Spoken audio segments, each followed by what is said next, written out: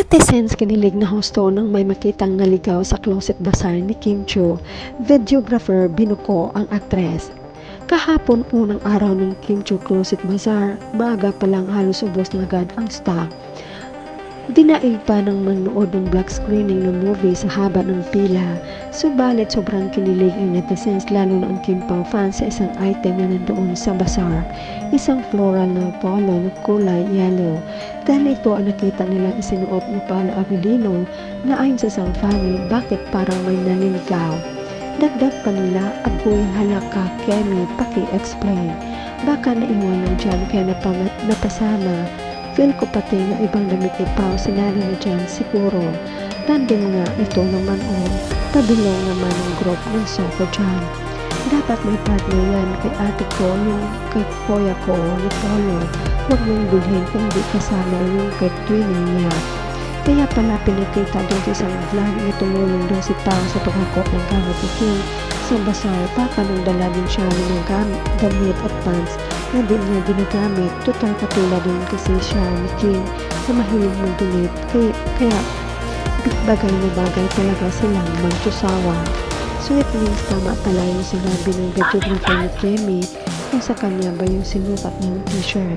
Tapos parang pakawa sabi ni Kim, atin yan. Gets na gets. Kita ang ebidensya pa, mahal mo talaga si Kemi.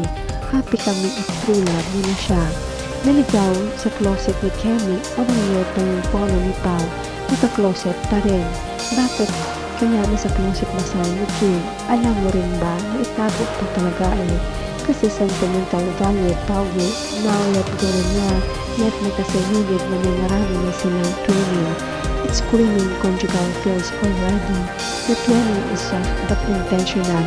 If the buyer got the off-shoulder blouse to match the color version, that's big to do.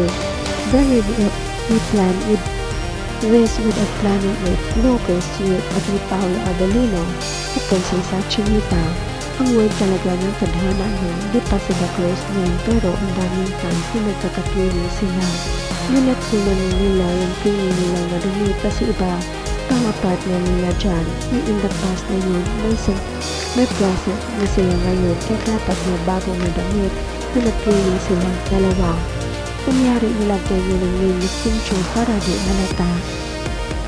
Kaya si Sai may pagdududa feeling ko may iba dyan na damit nito kasi yung videographer ni Kim is may napili na damit which is pang-boy. Boss Pings yung simple ka pala ng benta, may pasel din ng bazaar. True ang kahit kaming nalayo di nakapunta, masaya kami ng ganyan kinalabasan, masaya kami. Sana next time sa online naman. Naiyak ako sa sinabi mo, true, we love Kim and we are happy how far na ang narating niya. Sa kabilang banda, may pagkausap naman si Kim Chiu sa kanyang mga fans na bumili ng kanyang items.